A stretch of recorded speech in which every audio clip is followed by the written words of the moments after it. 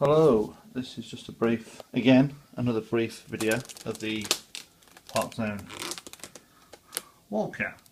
Great flying plane, loved it.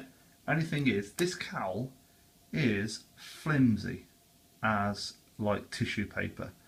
It is like unbelievably breakable. It's so soft. Granted, I'm not the greatest pilot in the world when it comes down to landing aircraft, but you know, as you can see, the wings are still in good nick. I just put it down.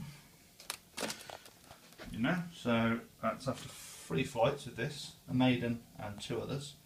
So no damage on the wings. I must point out that this bit here was done before I got the plane. Yeah, and well, yeah, this cowl is just so flimsy. I don't know if you can see, but it is just, there's nothing. It's such flimsy plastic, and I had one landing. Admittedly, it was a little bit of a bouncer, but as you can see, it cracked. I mean, you can see the skid pan, right? And it was soft, muddy ground, long grass, and it did bounce. It only bounced about a half foot in the air before it ran, and it cracked all the way along here. All the way along here, look. So what I've done is I've taped it, just with normal packing tape, that's all the tape, and then I've got a drinks cup. Here, look. And what I've done is I cut a part out and I've put it across here. Glued it. I shall put some tape over there again just to soften the edges out so I don't get anything caught under there next time I land it. But yeah, to try and reinforce it, because it is just so flimsy. There's nothing to it. I mean, look how much it bends, look. You know, it's just, look, I don't know if you can see this now, look. Look, I mean, that's light pushing and you can see how much it's going in. So imagine that. I mean, if it was a dry summer's day, that cowl would have just cracked unbelievably easily. So yeah, I've done that to reinforce it. I might have to, because of the little bit of extra weight, not much I doubt it, but I might have to fly it with a little bit of up elevator trim, but that's a small price to pay for not having to spend £5 odd on a new cowl every time you go out and fly. But impressions of the plane. If you're coming, if you want to get into warbirds and you're moving up from beginner, and you've already done 4-channel trainer, I've got an Archer, and you don't fancy a T28, this plane is just unbelievably steady. So slow in the air as well. If you want, I flew it at just over half throttle and no problems whatsoever with it. It's easy to hand launch. I trimmed it all out, no problem, and just over half throttle it will just go around the sky all day long. I was using 2200 milliamp battery in it, and I only had my timer set to 5 minutes because I was trying to gauge the voltage on it.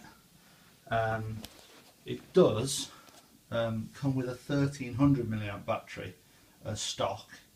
I don't know how much flight time you can get out of that, but say the 22 that I've got in there at the moment, as you can see, it is quite big in there, but I had no problems with balancing the plane, and yeah, I'd say you'd easily get 8 to 10 minutes out of it if you weren't too overzealous with the throttle on it. You know, it's a great flying little plane.